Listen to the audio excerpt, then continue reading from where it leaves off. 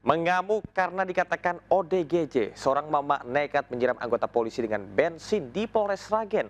Pelaku diterangkan dengan cara dirayu.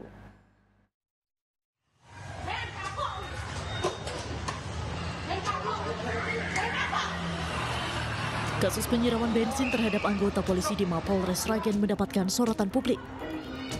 Kapolres Sragen AKBP Dewiyana Syamsu Indiasari menegaskan bahwa penanganan terhadap pelaku Tri Wulandari tidak akan dilakukan dengan cara represif, melainkan melalui pendekatan persuasif dan koordinasi keluarga.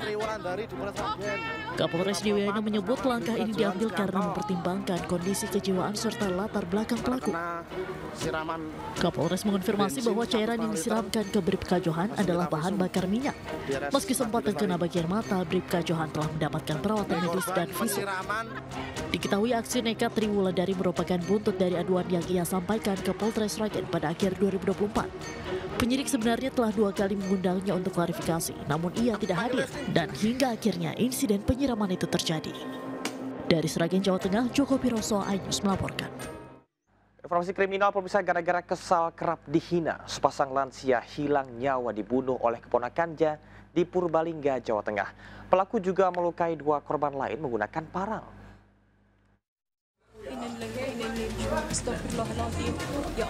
Warga digegerkan dengan tewasnya pasangan lansia Sismudin 75 tahun dan istrinya Casem 74 tahun yang ditemukan tergeletak bersimbah darah di rumahnya di Desa Balai Raksa, Purbalingga.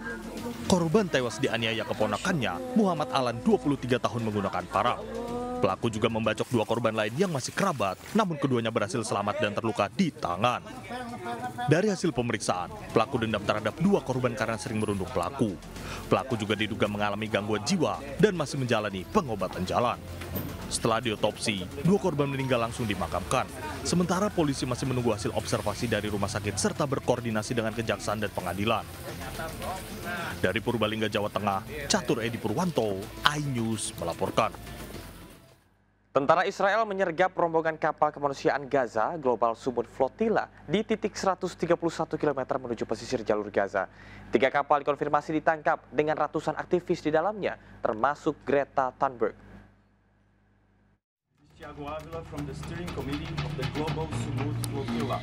Kapal perang Israel menyergap rombongan kapal kemanusiaan Global Sumut Flotilla yang membawa bantuan ke Gaza. Salah satu kapal utama GSF, Alma, dilaporkan dikepung Angkatan Laut Israel secara agresif. Bahkan Israel juga menyemprotkan water cannon.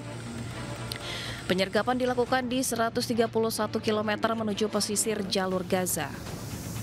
Setidaknya 3 dari 44 rombongan Global Sumut Flotilla ditangkap Israel bersama ratusan aktivis di dalamnya, termasuk Greta Thunberg. Assalamualaikum, laporan dari Global Sumut Flotilla garis depan. Saat ini sedang terjadi intercept penyergapan secara ilegal oleh Israel terhadap kapal-kapal terdepan GSF yang sudah dikonfirmasi tertangkap sejauh ini 3 kapal, Sirius, Karma, dan Alma, dan Israel terus dengan gencar melakukan serangan ke kapal-kapal lain. Penyergapan ini merupakan bentuk ilegal dari Israel. Sebelumnya Israel juga telah menggagalkan bantuan kemanusiaan ke Gaza pada bulan Juni dan Juli lalu. Teluk Jakarta hari ini berubah menjadi pangkalan militer. Di hadapan Presiden Prabowo, puluhan kapal perang TNI unjuk kekuatan maritim jelang HUT RI ke-80.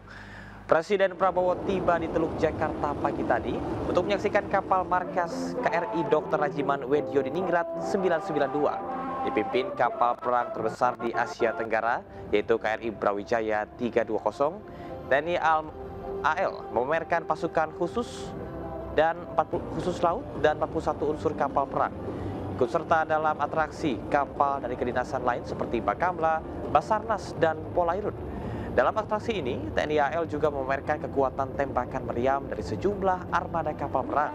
Saling pas untuk kali kedua ini menandai kekuatan militer Indonesia dalam menjaga laut Indonesia dari ancaman militer maupun non-militer.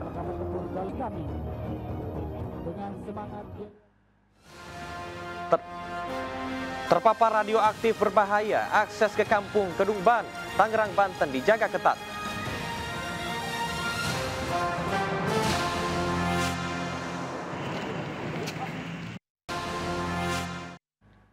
Anda masih di seputar Anyu Siang. Kawasan industri Cikande, Tangerang, Banten resmi ditetapkan sebagai daerah tercemar radioaktif CS137.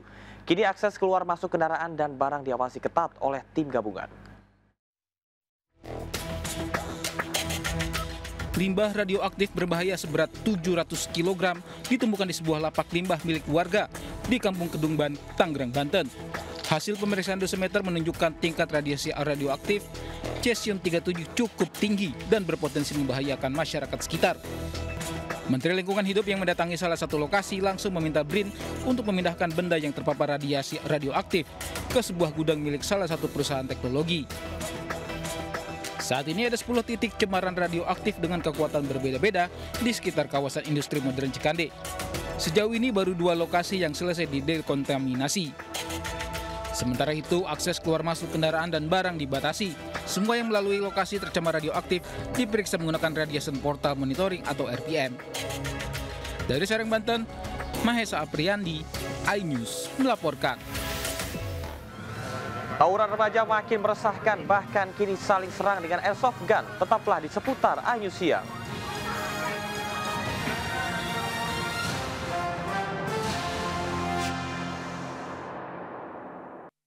Masih di seputar Anyu Siang, seperti tak ada habisnya, tawuran remaja di Bekasi semakin meresahkan.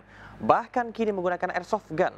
Sebelum baku hantam, pelaku diduga sudah janjian via medsos.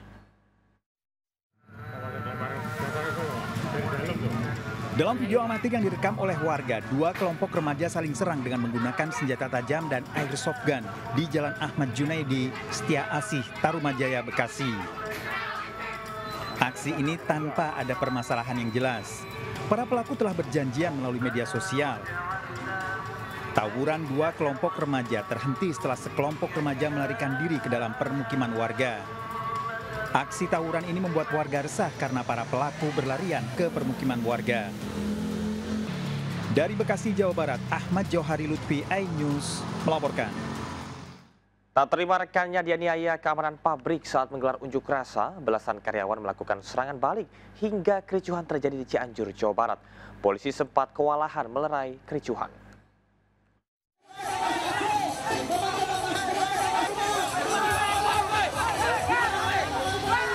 Baku hantam ini terjadi saat aksi unjuk rasa mantan karyawan PT Trio Food Haurwangi di depan pabrik di Jalan Raya Bandung, Kecamatan Haurwangi, Cianjur, Jawa Barat, Rabu kemarin. Salah seorang pengunjuk rasa diduga mendapat pukulan dari salah satu oknum petugas keamanan pabrik saat berusaha menyampaikan tuntutannya. Beruntung, keributan tidak berlangsung lama setelah petugas kepolisian dari Polsek Bojong Picung dapat melerai kedua belah pihak. Akibat kejadian tersebut, 1 orang alami luka sedang dan 1 lainnya luka ringan. Para mantan karyawan menuntut pihak pabrik memberikan kesejahteraan dan hak-hak karyawan dan mantan karyawan. Aksi unjuk rasa ini pun akhirnya direspon pihak pabrik dan sudah menyetujui sejumlah poin tuntutan para pengunjuk rasa. Cianjur, Jawa Barat, Muhammad Andi Isyan melaporkan. Bertepatan dengan Hari Kesaktian Pancasila, Kabupaten Pali, Sumatera Selatan mencatat sejarah baru. Ribuan pegawai pemerintah dengan perjanjian kerja atau P3K resmi dilantik Bupati Pali.